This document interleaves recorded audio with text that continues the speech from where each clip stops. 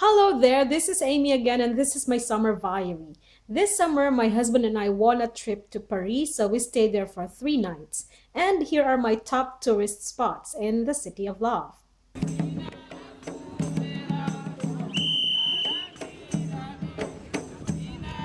Nope, I didn't go to Africa.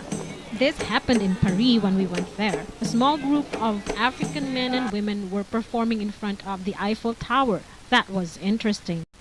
I never thought that I would reach Paris in my life because I thought it was expensive and I have a toddler, so maybe not now, maybe someday.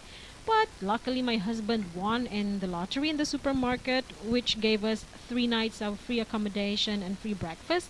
So we just hopped on the bus and then hit the road for 4 hours, and then we were there. Voila, we were in Paris. The first stop for us was the iconic Eiffel Tower. There were love locks everywhere, fountains, but the main attraction in that evening was the lighted Eiffel Tower. It was so magical. We wanted to climb up the tower, but it was 350 steps, so the tower was almost 57 meters. So, nope. So, we just grabbed a bottle of beer, and then my husband bought me a long stemmed red rose, so that was more romantic. While sitting there, I felt so blessed. I was thinking, who would have thought I would reach this place? On the next day, we went to Musée du Louvre. According to history, the museum was once a home to the kings of France. But now it's a home of the most famous woman in all time, Mona Lisa. In the museum, you can also see more than 30,000 works of arts from antiquities to medieval art and European painting of the 15th to 19th centuries. So, one whole day is not enough.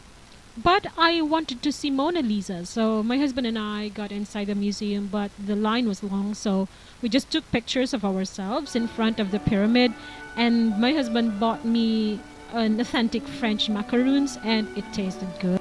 And I was surprised, there was even a Chanel shop inside. The glass pyramid in the middle was also a perfect spot for people who loves taking pictures and selfies, so we did also some clicking there. And you know, the glass pyramid in the middle was built by a Chinese American in the year 1917, and now it serves as the entrance to the museum. It was very hot that day, so we just walked along the halls and we spotted this, the old Louvre Museum. Louvre Museum is considered as the most famous museum in the world. True enough, my husband and I were very impressed. But I must admit, I didn't know much about the place because I didn't research well. So I promised myself when I get back there someday, I will research more and try to see all the art pieces there. It's also a favorite spot of the young musicians, like this guy. His music was so relaxing. I don't know what was the name of the piece, but what I knew was I really liked it. Then we went to the Tuileries Garden. It's the oldest park in Paris. It's just few meters away from the Louvre Museum. It has many impressive sculptures around it. So my husband and I sat there and took a break, had our lunch. Close to it is a gate which resembles the Arc de Triomphe. We wanted to go to the Arc de Triomphe, but it was a little bit far, so we just proceeded to the Notre Dame.